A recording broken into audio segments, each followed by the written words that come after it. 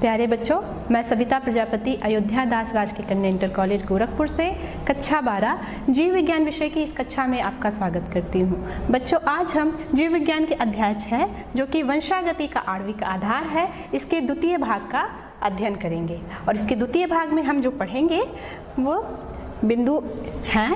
पहला है डीएनए कुंडली का पैकेजिंग, जिसमें हम देखेंगे कि डीएनए किस प्रकार से कोशिका के अंदर फिट हो जाता है। इसके अलावा आनुवंशिक पदार्थ की खोज किस प्रकार से हुई, इसके प्रयोग देखेंगे। और अंत में हम पढ़ेंगे आनुवंशिक पदार्थ की कौन कौन सी विशेषताएं होती हैं या गुण होते हैं। इसके पहले भाग में आपने पढ़ा था आनुवंशिक पदार्थ, न्यूक्लिक अम्ल, संरचना, कार्य एवं इनके प्रकार, जिसमें हमने जाना था कि जो डीएनए होता है वो 2 पॉलीन्यूक्लियोटाइड श्रृंखला से बना होता है और ये बहुत लंबा अणु होता है। तो ये छोटी सी कोशिका के छोटे से केंद्रक में किस प्रकार से फिट हो जाता है, उसी पर हमारा आज का अध्ययन का पहला बिंदु है, जो है डीएनए कुंडली का पैकेजिंग। बच्चों, जो डीएनए होता है ये बहुत लंबा अणु है, जिसकी लंबाई 2.2 मीटर होती है, जबकि जिस केंद्रक में ये रहता है उसकी लंबाई और चौड़ाई जो है 10⁻6 मीटर होती है। तो प्रश्न उठता है कि इतना लंबा डीएनए छोटे से केंद्रक में किस प्रकार से फिट हो जाता है। छोटे से केंद्रक में फिट होने के लिए जो डीएनए है वो डीएनए पैकेजिंग की क्रिया अपनाता है। पैकेजिंग का मतलब होता है यहाँ पे सिमटना, लिपटना या पैक हो जाना। यानी कि इस क्रिया में डीएनए जो होता है, डीएनए कुंडली, वो अत्यधिक संघनित और कुंडलित होकर के एक बहुत ही छोटे आकार को ग्रहण कर लेती है और फिर उस छोटे आकार या छोटे अणु के रूप में कोशिका के केंद्रक में आसानी से फिट हो जाती है, जिसके लिए एक परिकल्पना प्रस्तुत की गई जिसे हम कहते हैं न्यूक्लियोसोम परिकल्पना, जिसके अंतर्गत ये बताया गया कि जो लंबा डीएनए है वो कोशिका में किस प्रकार से अत्यधिक संघनित और कुंडलित होकर के कोशिका के केंद्रक में फिट हो जाता है। इसके अंतर्गत जो है डीएनए ये न्यूक्लियोसोम बनाता है और इस परिकल्पना को प्रस्तुत करने वाले कॉर्नबर्ग तथा थॉमस हैं। इन्होंने बताया कि डीएनए न्यूक्लियोसोम का निर्माण करता है और अत्यधिक कुंडलित और संघनित होकर के एक छोटे से अणु के रूप में या छोटा सा आकार ग्रहण करके ये केंद्रक में फिट हो जाता है। और ये न्यूक्लियोसोम का निर्माण कई चरणों में होता है, जिसके पहले चरण में हिस्टोन ऑक्टामर का निर्माण, जो डीएनए पैकेजिंग है, ये डीएनए कुंडली अपने पैकेजिंग के लिए विशेष प्रकार की प्रोटीन का उपयोग करती है और इस प्रोटीन को हिस्टोन प्रोटीन कहते हैं। ये जो हिस्टोन प्रोटीन है, 4 तरह की हिस्टोन प्रोटीन उपयोग में लाई जाती है, जिसमें से पहली प्रोटीन है H2A, दूसरी है H2B, तीसरी है H3 और चौथी है H4। ये चारों हिस्टोन प्रोटीन के अणु जो हैं 2-2 की संख्या में एक दूसरे से जुड़ करके या एक साथ एक पास उपस्थित होकर के हिस्टोन ऑक्टामर बना लेते हैं। और जब हिस्टोन ऑक्टामर का निर्माण हो जाता है तो इसके बाद डीएनए कुंडली जो है ये हिस्टोन ऑक्टामर पे फिट हो जाती है, हिस्टोन ऑक्टामर को लपेट लेती है। इसके अंतर्गत क्यों लपेट लेती है हिस्टोन ऑक्टामर को? तो जो हिस्टोन प्रोटीन है ये होती है धनात्मक आवेशित, क्योंकि इसमें आर्जिनिन तथा लाइसिन नामक अमीनो अम्ल पाए जाते हैं जो कि क्षारीय प्रवृत्ति के होते हैं, जबकि डीएनए जो होता है उसमें फास्फेट ग्रुप उपस्थित होता है। इस कारण से डीएनए ऋणात्मक आवेशित होता है। ऋणात्मक आवेश और धनात्मक आवेश ये दोनों आपस में आकर्षित करते हैं। इसी कारण से जो ऋणात्मक आवेशित डीएनए है वो धनात्मक आवेशित हिस्टोन ऑक्टामर को चारों ओर से लपेट लेता है और यह जो है डीएनए 1.75 बार हिस्टोन ऑक्टामर को लपेटता है, कुंडलित होता है।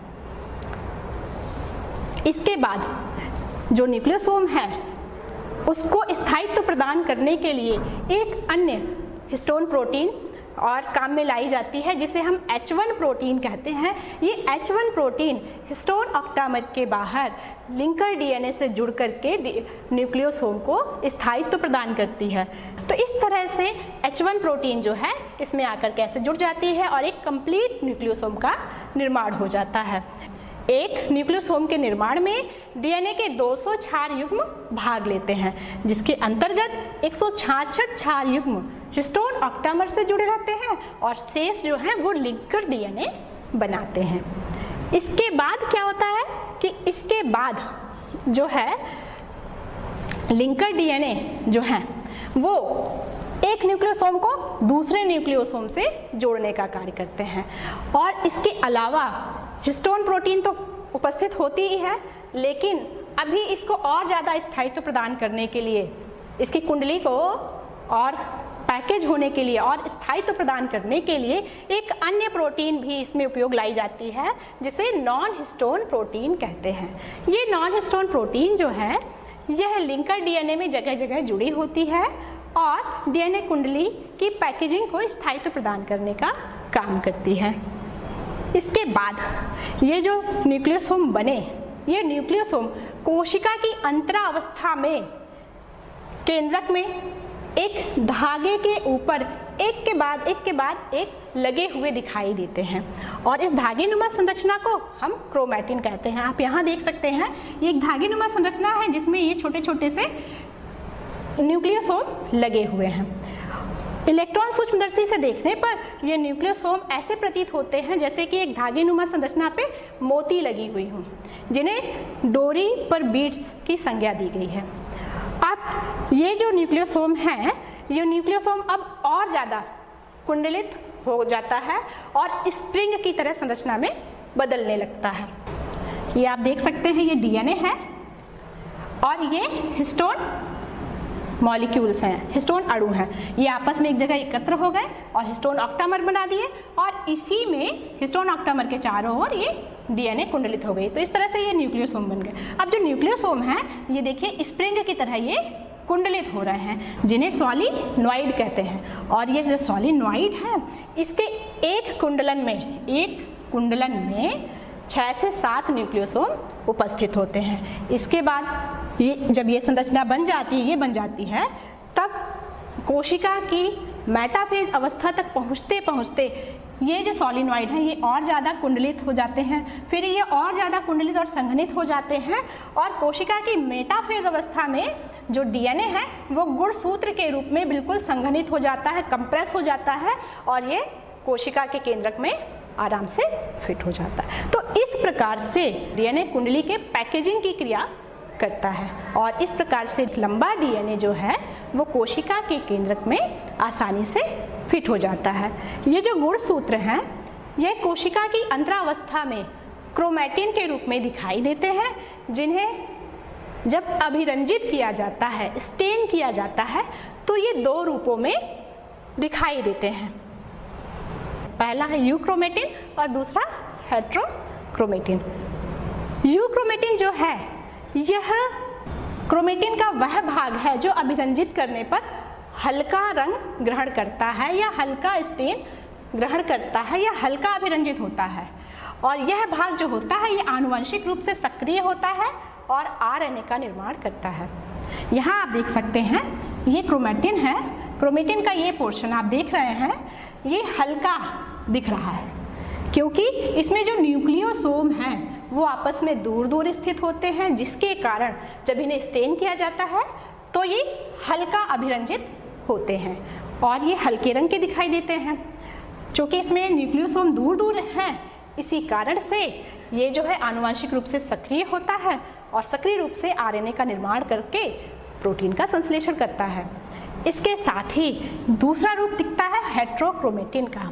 हेट्रोक्रोमेटिन में क्या होता है कि क्रोमेटिन का वह भाग जो कि स्टेन करने पर, अभिरंजित करने पर गहरा अभिरंजित होता है या गहरा रंग ग्रहण करता है और आनुवंशिक रूप से देखें तो ये निष्क्रिय होता है तथा आरएनए का निर्माण नहीं करता है। यहाँ हम चित्र में देख सकते हैं ये भाग आपको गहरे रंग का दिख रहा है, ये भाग हेट्रोक्रोमेटिन कहलाता है क्योंकि इसमें न्यूक्लियोसोम जो है बहुत पास स्थित हैं, इसलिए ये हल्का नहीं बल्कि गहरा अभिरंजित होता है।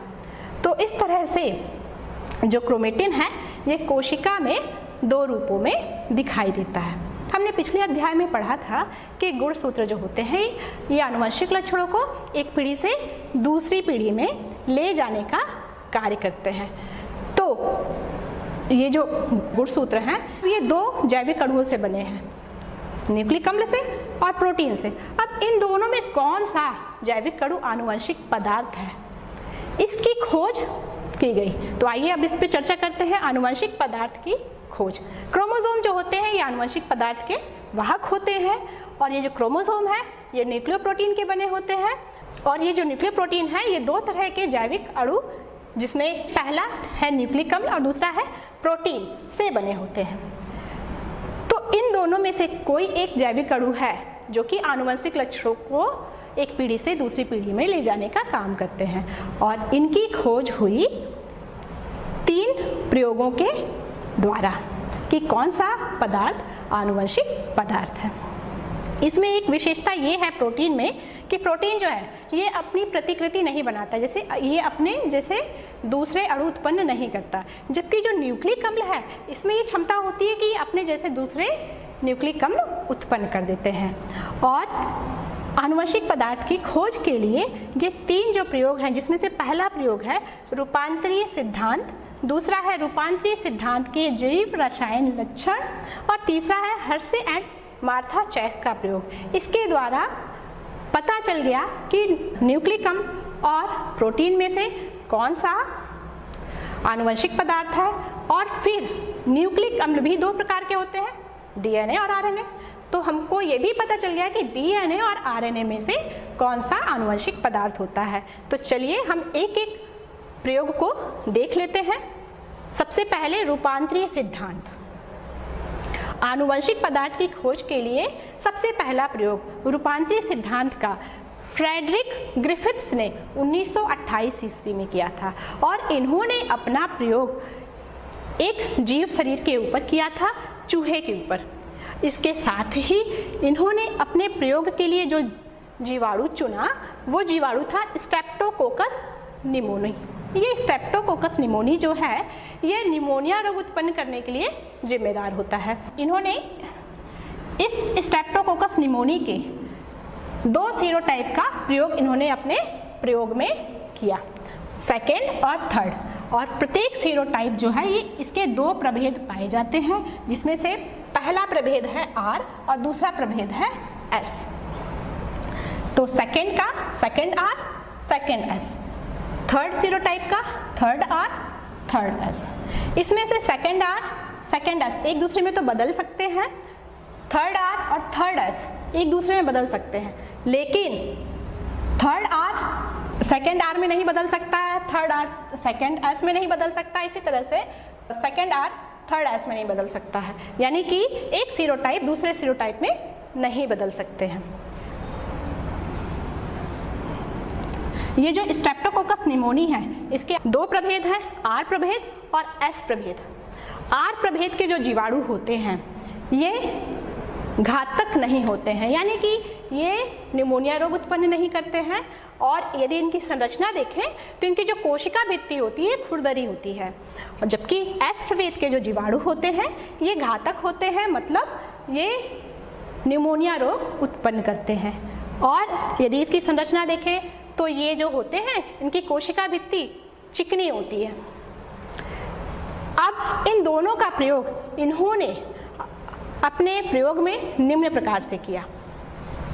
अपने प्रयोग के सबसे पहले इन्होंने R प्रभेद के जीवाणु को चूहे में प्रवेश कराया। चूंकि R प्रभेद का जीवाणु घातक नहीं है, निमोनिया रोग उत्पन्न नहीं करता है, इसलिए चूहा जो है जीवित रहता है, मरता नहीं है। फिर S प्रभेद के जीवाणु को चूहे में प्रवेश कराया। चूंकि S प्रभेद का जीवाणु घातक होता है, निमोनिया रोग उत्पन्न करता है, इसीलिए चूहे में निमोनिया हो गया और वो मर जाता है। R प्रभेद के तापमृत जीवाणु को, R प्रभेद के जीवाणु को गर्म किया जिससे उसको मार दिया, और उस मरे हुए जीवाणु को चूहे में प्रवेश कराया।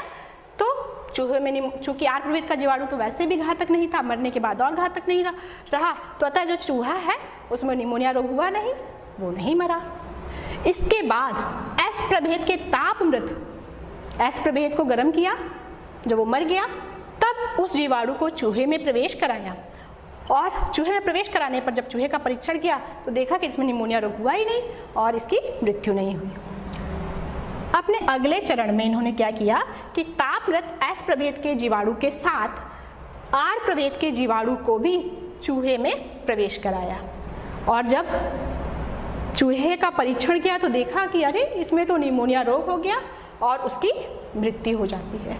इससे भी ये इस निष्कर्ष पर पहुंचे कि जो S प्रभेद के मृत जीवाणु हैं उनसे कोई पदार्थ तो है जो कि R प्रभेद के जीवाणुओं के अंदर प्रवेश करता है और R प्रभेद के जीवाणुओं को S प्रभेद के घातक जीवाणुओं में बदल देता है और चूहे में निमोनिया रोग उत्पन्न हो जाता है और उसकी मृत्यु हो जाती है।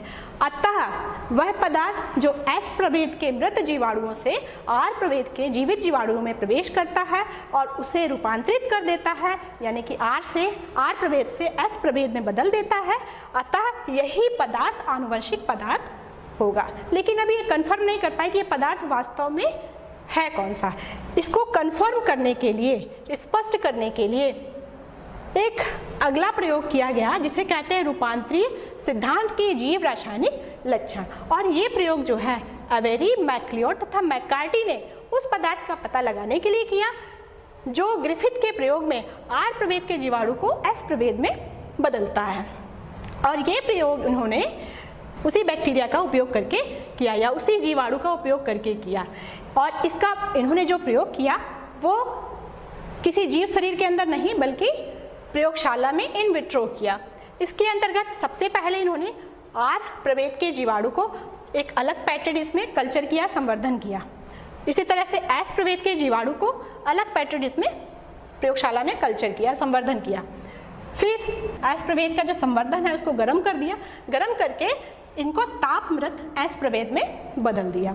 और इस तापमृत S प्रभेद से इन्होंने इसमें पाए जाने वाले कार्बनिक पदार्थों का निष्कर्ष प्राप्त कर लिया। और इसमें जो कार्बनिक पदार्थ पाए जाते हैं वो है प्रोटीन, RNA और DNA। इन्होंने इन पदार्थों को निकाला और अपने प्रयोग के लिए इन पदार्थों के पाचक एंजाइमों का भी प्रयोग इन्होंने किया।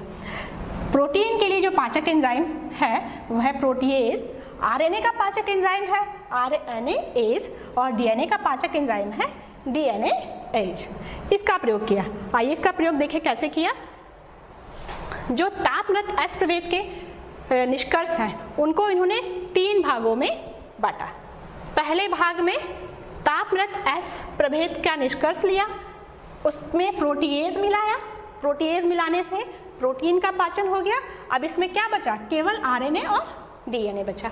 ठीक है, अब इसको R प्रभेद के जीवाणु के संवर्धन में मिला दिया और जब इसका परीक्षण किया तो देखा कि रूपांतरण हो गया, यानी कि R प्रभेद का जीवाणु S प्रभेद के जीवाणु में बदल गया। इसी तरह से S प्रभेद के निष्कर्ष के दूसरे भाग में इन्होंने तापमृत S प्रभेद निष्कर्ष के साथ RNase मिलाया। RNase जो होता है RNA पाचक एंजाइम होता है और इसके द्वारा इस सैंपल में RNA का पाचन हो जाता है। अब इसमें केवल प्रोटीन और DNA बचा। फिर उसको R प्रभेद के जीवाणु के संवर्धन में मिला दिया और जब R प्रभेद के जीवाणु के संवर्धन का परीक्षण किया तो इन्होंने देखा कि अरे इसमें तो रूपांतरण हो गया, जिससे इन्होंने पाया कि जो RNA है वो भी आनुवंशिक पदार्थ नहीं है, इसी तरह से प्रोटीन भी आनुवंशिक पदार्थ नहीं है। फिर उन्होंने अपने तीसरे चरण में क्या किया कि तापमृत S प्रभेद के निष्कर्ष में अब इन्होंने DNase मिलाया। DNA पाचक एंजाइम है और ये जो DNA पाचक एंजाइम है वो यहाँ पे DNA का पाचन कर देता है। अब इसमें RNA और प्रोटीन है। फिर उसको R प्रभेद के जीवाणु के संवर्धन में मिलाया और जब इसका परीक्षण किया तो देखा कि अरे यहाँ तो रूपांतरण ही नहीं हुआ, यानी कि यहाँ DNA नहीं है। बाकी जगह DNA था तो रूपांतरण हुआ, यहाँ DNA नहीं है। DNA के ना होने पर रूपांतरण नहीं हुआ। अतः वे इस निष्कर्ष पर पहुंच गए कि DNA ही वह पदार्थ है जो कि S स्टेन के मृत जीवाणु के निष्कर्ष से R स्टेन के जीवित जीवाणुओं में पहुंचता है और उसको रूपांतरित करके S स्टेन के घातक जीवाणु में बदलता है। अतः DNA ही आनुवंशिक पदार्थ है। अब DNA ही आनुवंशिक पदार्थ है, इसका बिल्कुल स्पष्ट प्रमाण हमको हर्षे और मार्था चेस के प्रयोग से प्राप्त हुआ। हर्षे और मार्था चेस का प्रयोग जो है ये स्पष्ट करने के लिए था कि डीएनए ही वास्तव में आनुवंशिक पदार्थ है, और ये प्रयोग इन्होंने 1952 ईस्वी में किया था। इस प्रयोग के लिए इन्होंने 2 जीवों का उपयोग किया, जिसमें पहला है जीवाणु भोजी विषाणु और दूसरा है ई कोलाई जीवाणु, इरिश्चिरेशिया कोलाई जीवाणु। जीवाणु भोजी विषाणु जो होते हैं ये जीवाणुओं का भक्षण करते हैं, जीवाणुओं को संक्रमित करते हैं। और अपने प्रयोग में इन्होंने ये बताया, अपना प्रयोग इन्होंने इसलिए किया कि डीएनए आनुवंशिक पदार्थ है कि आनुवंशिक पदार्थ प्रोटीन है। तो इसके लिए इन्होंने ये भी बताया कि जो जैव अणु होते हैं प्रोटीन और डीएनए, प्रोटीन में सल्फर उपस्थित होता है जबकि फास्फोरस अनुपस्थित होता है, जबकि डीएनए जो होता है इसमें सल्फर अनुपस्थित होता है और फास्फोरस उपस्थित होता है। तो अपने इस प्रयोग में इन्होंने क्या किया कि जो जीवाणु भोजी विषाणु है उसको लिया, और ये जो जीवाणु भोजी विषाणु है ये बने होते हैं न्यूक्लियोप्रोटीन से, यानी कि न्यूक्लिक अम्ल और प्रोटीन से। इसमें ये जो बाहर की आप देख रहे हैं कैप्सिड, ये केवल प्रोटीन से बनी होती है, और ये भीतर जो इसके अंदर स्प्रिंग के समान संरचना देख रहे हैं ये डीएनए है जो कि न्यूक्लिक अम्ल है। इसका प्रयोग किया, और ये जो जीवाणु भोजी विषाणु है, जीवाणु को जब ये संक्रमित करता है तो संक्रमित करने के बाद अपने जैसे नए जीवाणु या संतान विषाणु उत्पन्न करता है। जैसे कि ये जीवाणु भोजी है, जब ये किसी जीवाणु के संपर्क में आता है तो ऐसी स्थिति में ये इस जीवाणु का संक्रमण कर देगा और इसकी कोशिका भित्ति से आके चिपक जाता है, फिर इसकी कोशिका भित्ति को गला देता है और इसके अंदर जो भी आनुवंशिक पदार्थ है वो इसके अंदर आ जाता है, जो कि प्रतिकृति करता है, अपनी संख्या में वृद्धि करता है, और वृद्धि करने के बाद अपने ही जैसे ये बहुत सारे जीवाणु भोजी विषाणु जो हैं जीवाणु के अंदर उत्पन्न कर देता है, जो बाद में जीवाणु की कोशिका को तोड़ करके मुक्त हो जाते हैं। तो इस तरह से जीवाणु भोजी जो है जीवाणु का संक्रमण करते हैं और अपनी संख्या को बढ़ाते हैं। इसी कॉन्सेप्ट पे इनका ये प्रयोग दिया गया है। अपने प्रयोग में इन्होंने सबसे पहले जीवाणु भोजी विषाणु का संवर्धन किया। इसके अंतर्गत इन्होंने एक जीवाणु भोजी विषाणु लिया और इसका संवर्धन 2 अलग अलग माध्यम में कराया। एक माध्यम में रेडियो एक्टिव सल्फर युक्त पोषक माध्यम लिया और दूसरे माध्यम में रेडियो एक्टिव फास्फोरस युक्त पोषक माध्यम लिया। जो रेडियो एक्टिव सल्फर युक्त पोषक माध्यम था उसमें जब बैक्टीरियोफेज विषाणु को इन्होंने कल्चर किया तो जो बैक्टीरियोफेज विषाणु उत्पन्न हुए वे सभी रेडियो एक्टिव सल्फर युक्त विषाणु थे, जिनकी जो कैप्सिड थी, जो कि कैप्सिड प्रोटीन की बनी होती है, तो उसमें रेडियो एक्टिव सल्फर उपस्थित हो गया जबकि डीएनए सामान्य रहा। इसी तरह से रेडियो एक्टिव फास्फोरस युक्त पोषक माध्यम में जो जीवाणु भोजी विषाणु उत्पन्न किए गए वे रेडियो एक्टिव फास्फोरस युक्त हो गए और ये रेडियो एक्टिव फास्फोरस डीएनए में उपस्थित था। अब ये रेडियो एक्टिव सल्फर में कल्चर किए गए। अब दूसरे स्टेप में इन्होंने किया कि रेडियो एक्टिव जीवाणु भोजी जो हैं उनका संक्रमण जीवाणुओं पर कराया। इसके अंतर्गत इन्होंने सबसे पहले रेडियो एक्टिव सल्फर युक्त जीवाणु भोजी विषाणु के द्वारा जीवाणुओं का संक्रमण कराया। इसमें जो है ये रेडियो एक्टिव सल्फर युक्त जीवाणु भोजी है, इसका संक्रमण कराया। तो इस तरह से इसने संतान जीवाणु भोजी उत्पन्न किया और जब इस संतान जीवाणु भोजी का परीक्षण किया गया तो पाया कि इसमें जो है कैप्सिड जिसमें कि सल्फर उपस्थित है वो सल्फर सामान्य थी, यानी कि इसकी जो जनक रेडियो एक्टिव जीवाणु भोजी विषाणु था उस समय जो सल्फर है वो रेडियो एक्टिव है, लेकिन इसकी संतान में रेडियो एक्टिव सल्फर नहीं आई है। अतः चूंकि रेडियो एक्टिव सल्फर प्रोटीन में पाई जाती है, अतः जो प्रोटीन होता है वो आनुवंशिक पदार्थ नहीं होता है। इसी प्रकार से जब इन्होंने रेडियो एक्टिव फास्फोरस युक्त जीवाणु भोजी का संक्रमण जीवाणुओं पर कराया तो ऐसी स्थिति में संक्रमण के दौरान ये जीवाणुओं का संक्रमण करता है और अपनी संख्या में इसका जो आनुवंशिक पदार्थ है इसके अंदर जा करके अपनी संख्या में वृद्धि करता है और वृद्धि करके अपने संतान जीवाणु भोजी को उत्पन्न करता है। और जब इस संतान जीवाणु भोजी का परीक्षण किया गया तो देखा गया कि इसके डीएनए में रेडियो एक्टिव फास्फोरस उपस्थित है। जब चूंकि जो जनक जीवाणु भोजी है उसमें रेडियो एक्टिव फास्फोरस इसके डीएनए में उपस्थित है और ये डीएनए जनक से संतान में भी आया है।